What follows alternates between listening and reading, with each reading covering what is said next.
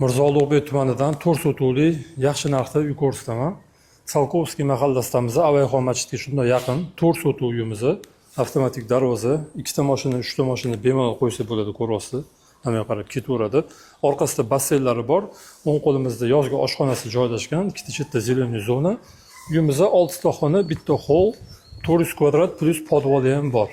Bunaqa devorlarga chiroyli dekorativ narsalar qilib qo'yilgan ekan. Hop, orqasida basseyni bor. Marhamat, orqa tomondan ko'rinishi kompaktni qilib qilingan basseyni. Hovlimizda lekin ancha katta, havo aylanishlari juda ham zo'r.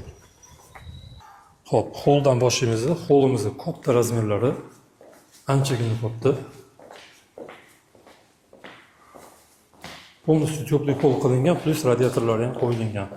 Shunda chap qo'limizda oshxonamiz joylashgan. Oshxonamizdan razmerlari katta, ko'rayotganingizdek bemalol yonida ovqatlanib o'tirsa bo'ladi.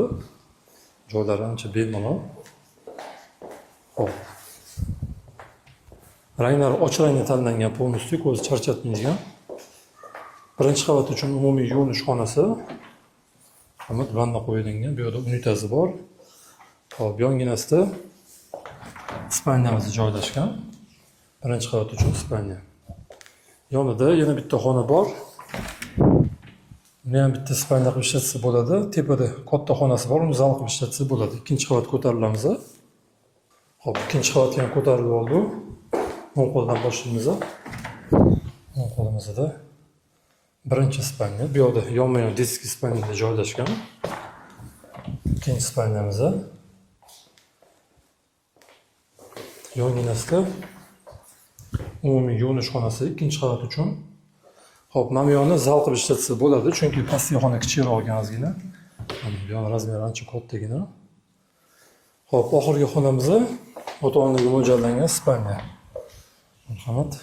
O'zini kichkina balkoni ham bor. Bu yerda kichkina garderobnisi joylashgan. Mana bu yerda sanuzli. Hop, endi podval qismiga tushamiz. Podval qismiga ham tushib oldi. Tushganimizda o'ng qo'lda birinchi xonamiz. Kattagina xona tashkil etilgan. Patologlar ancha baland ekan, e'tibor berib o'tgan bo'lsanglar. To'g'riga o'tganda bunaqa katta, svobodniy planirovka qilingan. O'ng qo'limizda keyingi eshikda kotelniy xonamiz joylashgan. Hop, kotel, boylerlari, rashbatlari qo'yilgan. Basseyn nasoslari ham bor. Hop, havo aylanishiga fortchkalar tashkil etilgan. Bu yerda ham yana bitta katta xona. Hop, bu uyimizning narxi yaxshi deganim 4 sotuv, yerini o'zi 220 ming dollar turadi.